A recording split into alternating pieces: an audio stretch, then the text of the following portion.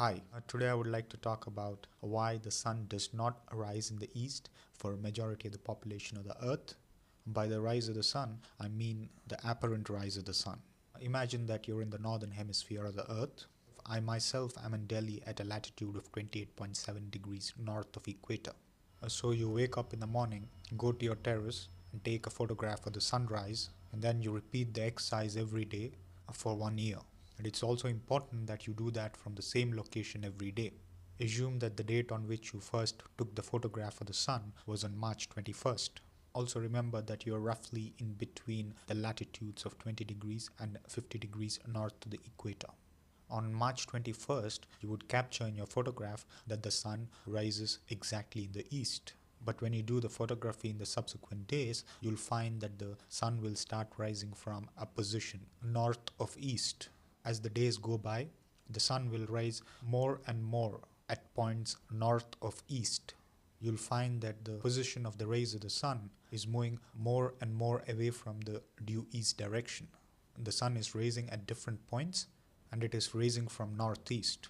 As the sun keeps rising from different points at northeast, on roughly June 21st, it has reached the farthest point away from the due east direction and has risen from northeast. And this point is significant because beyond this particular date, the sun will still rise from northeast, but it will do so in such a way that the sun will rise in subsequent days towards the direction of the due east. Until June 21st, the sun has risen at points in the northeast away from due east. But after June 21st, the sun still rises from different points in the northeast, but it will start moving towards the due east.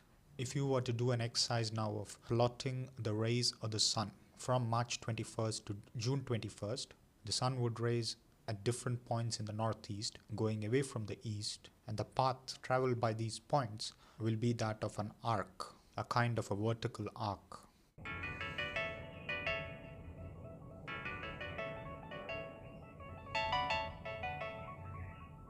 The starting point of the arc is when the sun had risen from the due east on March 21st.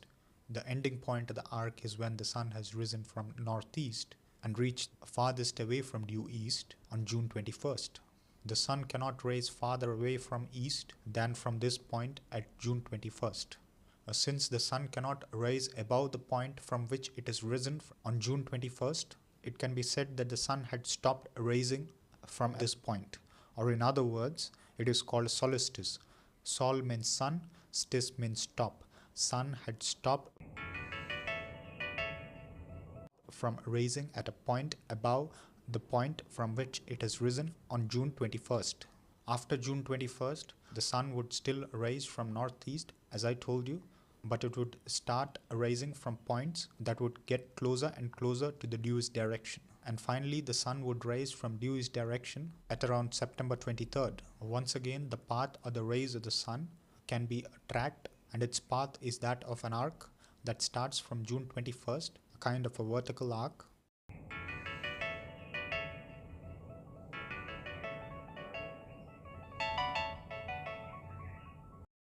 And ends at around September 23rd. Let us take it as September 23rd. While this arc was traced, there was also a point when the arc had met the first arc and also crossed that first arc, and the crossing point is called a crossover point. And the day September 23rd is not so far away from this crossover point. It is below the crossover point and it is towards its right. The day March 21st is also below the crossover point and it's towards the left. You can now imagine that there is a formation of a smooth loop, kind of a vertical loop, kind of a loop that looks like the upper loop or the figure 8. Once the sun has risen from the due east on September 23rd, in the subsequent days, the sun starts rising at points below the due east from points at southeast, as opposed to before when the sun has risen from northeast and the sun keeps moving more and more away from east. Once again, if one were to trace the path of the different positions of the rays of the sun, they would get another arc, a third arc now.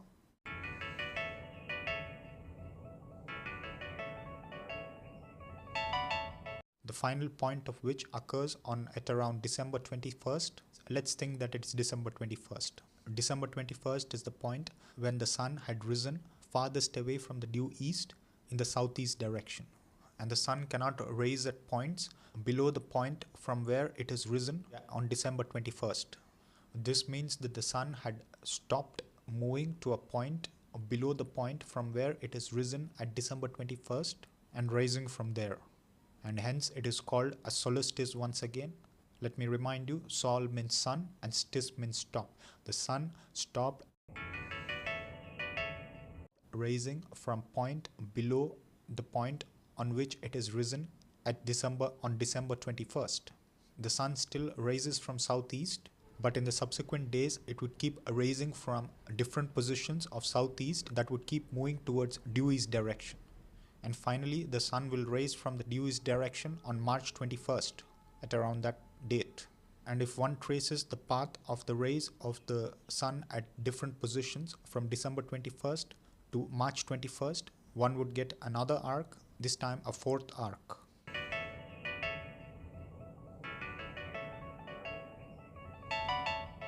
This fourth arc had completed the cycle, that is, we have started taking the photograph from March 21st and we have once again reached back to March 21st.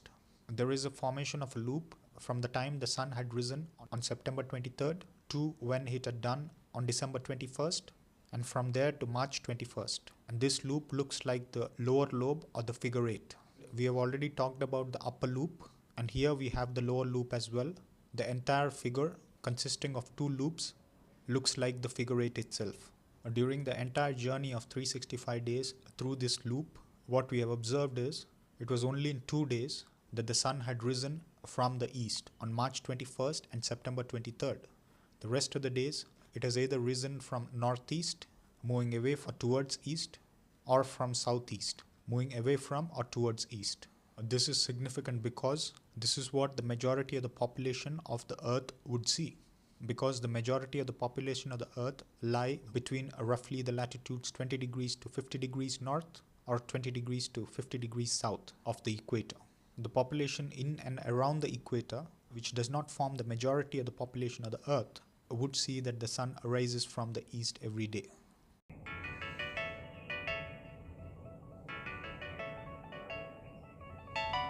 With regard to the figure 8 that we have traced, this path is called analemma.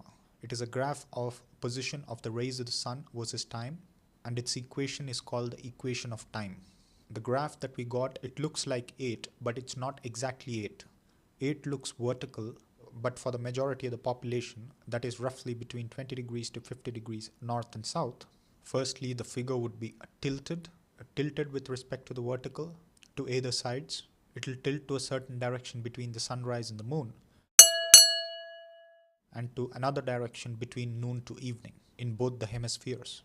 If you take the northern hemisphere, the tilt of the analemma is towards the left from morning to noon and towards the right from noon to evening. There is also another characteristic of the analemma. The analemma looks like not exactly like an 8, but an elongated 8. And what I mean by elongated is the length of the upper loop is smaller than the lower loop. The lower loop is also broader than the upper loop. In the southern hemisphere, the length of the upper loop is longer than the lower loop, and it is also broader than the lower one. Essentially, the figure 8 comes about because there is a tilt in the axis of the earth, and the elongation of the figure 8, the kind of distorted 8, because of the elliptical orbit of the earth around the sun. There are certain details of why it's like that, but in this video I would like to give only certain points that would relate to the rays of the sun from the east and the setting from the west. If for the majority of the population the sun rises from northeast or the southeast, most of the times, it also sets in the northwest and the southwest. If it rises in the northeast, it sets in the northwest. If it rises in the southeast, it sets in the southwest. And only in 2 times of the year does it exactly set in the west. For the people living above the Arctic Circle and below the Antarctic Circle, they would see only a portion of the analemma, and the portion depends on which region they live, above the Arctic Circle or below the Antarctic Circle. They would see only a portion of the analemma because there are days in a year where the sun does not rise at all, and therefore that portion of the analemma is not there. I hope you understood why the sun does not rise in the east and set in the west in general for majority of the population for most of the time, and listen to when I said that the analemma tilts towards the left in the northern hemisphere at certain times of the day, and also the elongation of the analemma, your imagination should match with the image that is going to come up.